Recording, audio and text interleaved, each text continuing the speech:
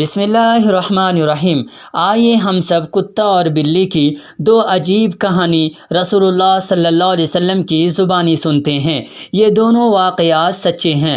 رسول اللہ صلی اللہ علیہ وسلم نے فرمایا، ایک بدکار بازاری عورت تھی۔ وہ ایک روز کہیں جا رہی تھی۔ اس نے دیکھا کہ ایک کتا پیاس کے مارے سسک رہا ہے۔ عورت کو رحم آیا۔ اس نے چاہا کہ کسی طرح کتے کو پانی پلا دے، مگر یہاں پانی نہیں تھا۔ سب طرف نظر ڈالی تو لق و دق میدان میں ایک کنواں نظر آیا، لیکن کنویں پر نہ ڈول تھا نہ رسی۔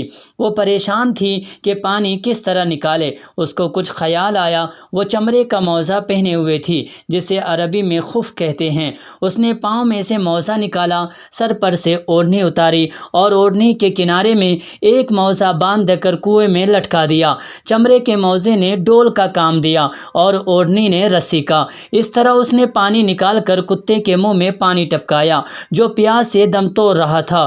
کتے کو فوراً ہوش آ گیا۔ وہ جھڑجھڑی لے کر فوراً کھڑا ہوا اور اس عورت کے پاؤں میں لوٹنے لگا۔ اللہ تعالیٰ نے اس عورت پر ایسا رحم کیا کہ اس نے تمام بری حرکتیں چھوڑ دی، خدا سے اپنے گناہوں کی معافی مانگی اور نیک پارسا بیوی بن گئی۔ اللہ میاں نے اس کے سارے گناہ بخش دیے۔ رسول اللہ صلی اللہ علیہ وسلم نے فرمایا، میں نے اس عورت کو جنت میں دیکھا ہے۔ حضرت رسول اللہ صلی اللہ علیہ وسلم نے ایک دوسری کہانی سنائی۔ آپ نے فرمایا، ایک عورت تھی، وہ بدکار نہیں تھی، اچھی عورت تھی، مگر اس کا دل بہت سخت تھا۔ اس نے گھر میں بلی پالی۔ بلی اس لیے پالی ہوگی کہ چوہے نہ آئے، لیکن وہ بلی کو کچھ کھانے کو نہیں دیتی تھی، اس لیے بھاگ بھاگ جاتی تھی۔ اس نے بلی کو رسی میں باندھ دیا تاکہ بھاگ نہ جائے، مگر کچھ کھانے کو اب بھی نہ دیا۔ بیچاری بھوکی پیاسی بلی نہ خود اپنی کھانا ڈھونڈ سکتی تھی، نہ یہ عورت اسے کچھ دیتی تھی۔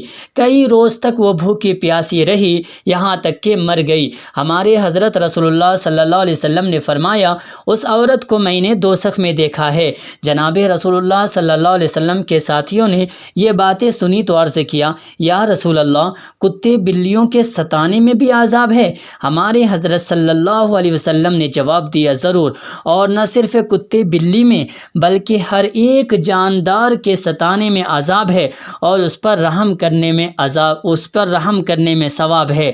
تو ہمیں یہ باتیں جاننی چاہیے کہ جانوروں کو نہ تو مارنا چاہیے، نہ تو ستانا چاہیے، نہ تکلیفیں دینی چاہیے، بلکہ جہاں تک ہو سکے آپ اس کے پانی کا